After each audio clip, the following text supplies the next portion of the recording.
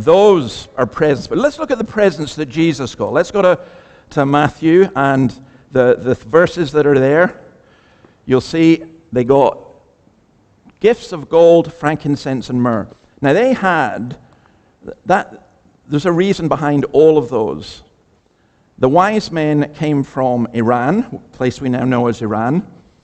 I think they were wise because they asked lots of questions, and their greatest question, of course, was, where can we find Jesus? They traveled, probably around 1,600, 1,700 kilometers to get to Jerusalem. They went to the gate. Maybe they asked the guards, where's the King of the Jews? Maybe the guards laughed. Perhaps the man on the street, perhaps the shopkeeper. Then they ask Herod. And they keep searching until they find Jesus. And then they bring him the first of these gifts, which was gold. Now, gold just now is, if you invested in gold last year, those of you who are wealthy, if you said, I've got some spare money, I'm going to buy some gold, then you would have doubled the value in this year. Gold still is the one solid thing. I heard that the Polish government just bought 1,000 tons of gold rather than invest it in other ways. But gold in the Bible is associated with royalty. That's why we read Psalm 21. So they bought gold to Jesus because he was a king. Even though he's like that little baby in there, they bought it because they knew that he was a king, and very few people knew that. I think when I want to think each time of what we bring, and I read this from an old preacher, Spurgeon, and I really like this, so I thought I would share it with you. God does not tax his saints for his offerings, nor weary them with his demands for incense. In other words, God doesn't ask us to bring gifts like that now to him. But he delights to see in them the true love, which cannot express itself in mere words, but must use gold and frankincense and myrrh, works of love and deeds of self-denial and generosity, to be the emblems of its gratitude. We shall never get to the heart of happiness till we become unselfish and generous. We have but chewed the husks of religion, which are often bitter. We have never eaten of the sweet kernel until we have felt the love of God constraining us to make sacrifices for him. Do you know, let me think about this just in general, in one aspect. You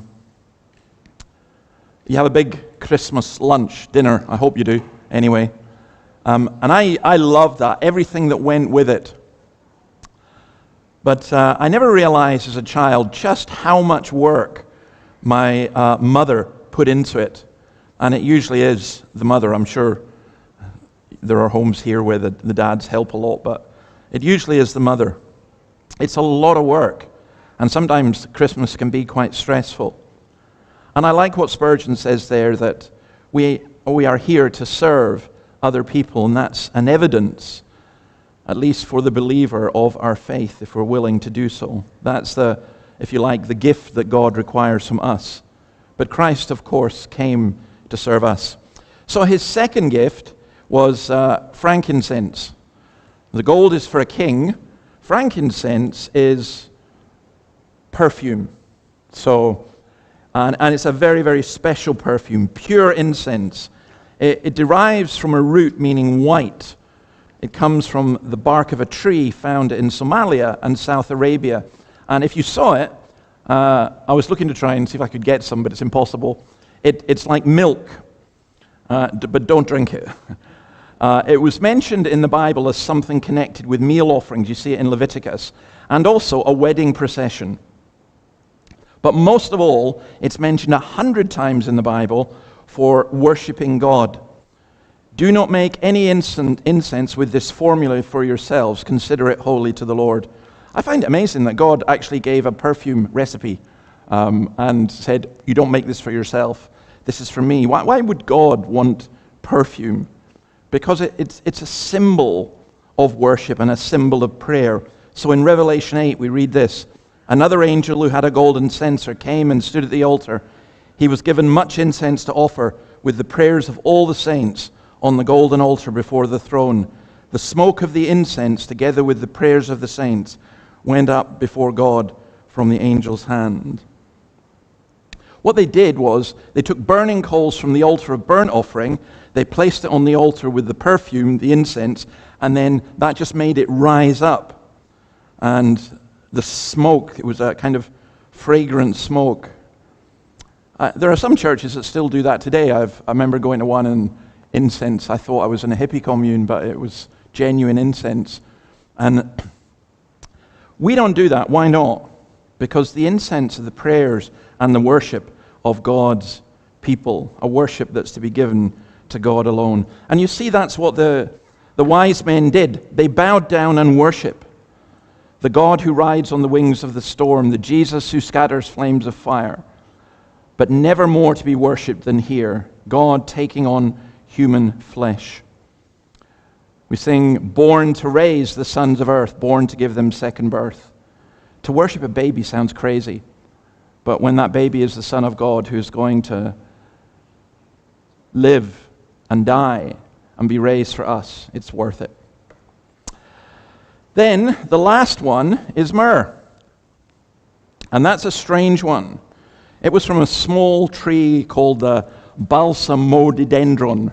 I think I've pronounced that right, but none of you will know anyway, so it doesn't matter. And it was used, strangely enough, in Proverbs, it was used to perfume a bed. I don't know what you guys, or is Adelaide up there? She's up there as well. Hi, Adelaide. I don't know, when you go to bed at night, your bed's always nicely made, isn't it? Your mum makes your bed. Well, here it's talking about when the bed was made, they would put perfume on it so it would smell really nice. You should try that maybe. No, don't. I shouldn't say that. But it's also used for clothes.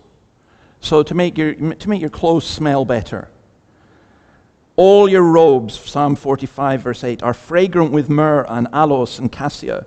From palaces adorned with ivory, the music of strings make you glad. But most of all, this was used in biblical times for burial. It's mentioned 12 times in the Old Testament for that purpose.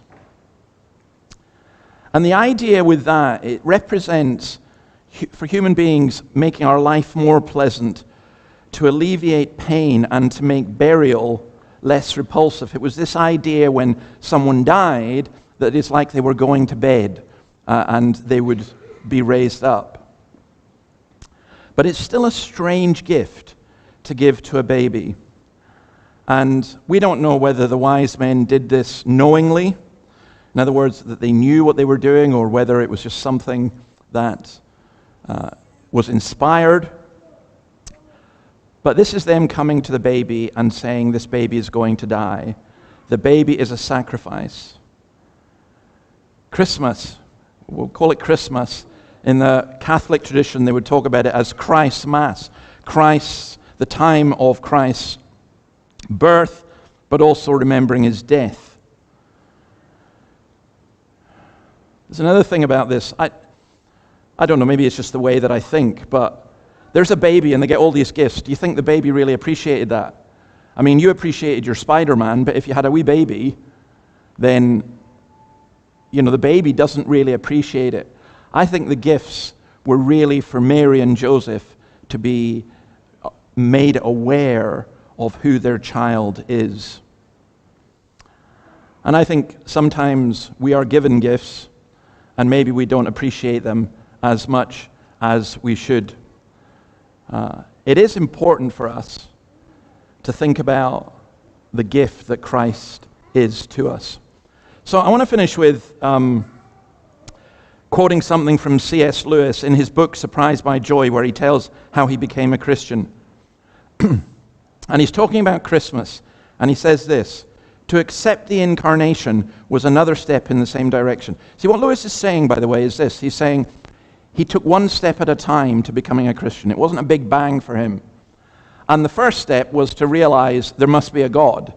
And the second step was to realize that Jesus had something to do with it. And for him, the third step was to recognize that Jesus came as a baby, as God, into this world. So he says, the incarnation brings God nearer, or near in a new way. And then he says this I found was something I had not wanted. I know very well when, but hardly how, the final step was taken. I was being driven to Whipsnade one sunny morning. When we set out, I did not believe that Jesus Christ is the Son of God, and when we reached the zoo, I did. Yet I had not exactly spent the journey in thought, nor in great emotion. It was more like a man when after a long sleep, still lying motionless in bed, becomes aware that he is awake. Do you remember that? Well, you know that feeling. That feeling, you're asleep and you're dreaming, and even you're not very sure if your dream is real or not real. And then you wake up, and in your head, it just takes you a wee while to realize, no, I'm genuinely awake now, and this is reality. And that's what Lewis was saying. He just gradually realized that Jesus was God. And to him, it was like waking up. So people talk a lot about being woke. There's a good kind of woke, Christian woke, when people are woken up to see who Jesus really is. So I love that. I love the fact that we get presents at Christmas. But I love the fact even more that always the greatest gift is Christ himself. Please remember that. Let's pray. Lord, we thank you for this wonderful gift. We thank you for the King who came. We thank you that he is God to be worshipped. And we thank you that he was born to die for us, and yet also be raised and ascend for us, and he will return for us. We do not worship a dead God. We do not come just for a Christmas myth, but we rejoice in the born and risen Savior. Lord, we ask that each of us today, and I pray especially for the children, that they would have a great day, but that they from their very earliest days would know you as Lord.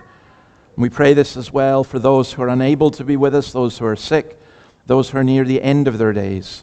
Lord, draw near to them and comfort them. And Lord, we remember those who this day, because it's such a special family day, mourn those who are not here. And we ask our God that you would bring comfort and in the midst of sorrow and joy in the midst of pain. For we ask it in your name. Amen.